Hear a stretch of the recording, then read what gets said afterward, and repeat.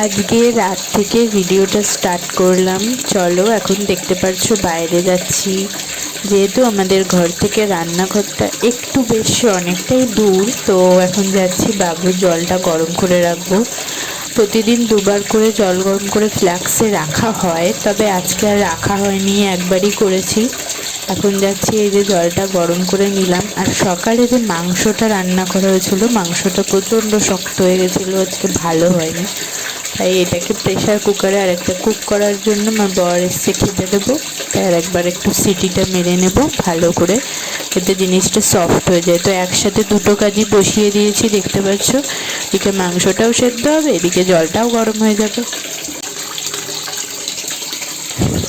এই যে দেখো, মাংসটা এবার সুন্দর সেদ্ধ হয়েছে, সাথে একটু ঝোলও দিয়েছি, কারণ একদমই ঝোল ছিল না ভাত দিয়ে খাওয়ার মতো। আর এবার আমরা ঘরে চলে যাব। আর বাবু রয়েছে কাকির কাছে, এই যে দরজাটা আটকে দিলাম। রাতও হয়ে গেছে অনেকটা, বেরোতেও ভয়ই লাগে এই টাইমটা, কিন্তু কী করব, না বেরোলেও হবে না। আর তারপরে এই যে ওকে খাওয়াবো, মানে জলটা খাওয়াবো, একদম ওর খাওয়া রাতের কমপ্লিট। যেহেতু জ্বর এসেছিলো, শরীরটা ভালো না, খ্যান খ্যান করছে, তাই অল্প খেয়েছে, ওইটুকুই দিয়েছি, বেশি জোর করিনি। তো এবার এই যে রাতের জলটা খাইয়ে দেবো, খাইয়ে আবার সকালে তোমাদের সাথে দেখা হচ্ছে। আসলে ছোট বাচ্চাদের জল খাওয়াটা ভীষণ টাফ, তাই আমি চেষ্টা করি জলের মধ্যে একটা খেজুর ফেলে ভিজিয়ে রাখতে, তাহলে জলটা মিষ্টিও হয়ে যায় আর খেতে ভালো লাগে। গুড মর্নিং, শুভ সকাল বন্ধুরা। ঘুম থেকে উঠেছি, দেখতে পাচ্ছ ঘরের অবস্থা এরকম এলোমেলো। এখন ঘড়িতে বাজে 7:20-25 মতন।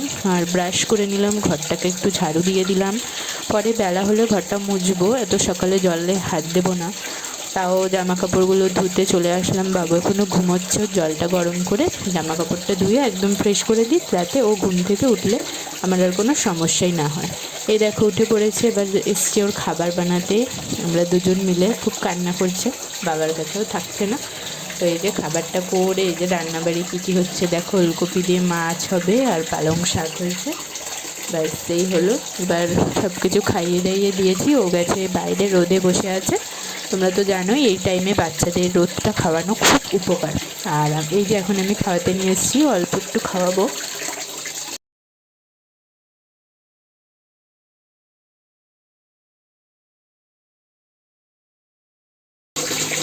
আসলে ওরা একঘেয়ে খাবার ওরা রোজ রোজ খেতে চায় না, তো আমি সব সময় চেষ্টা করি অল্টারনেট করে কিছু দিতে।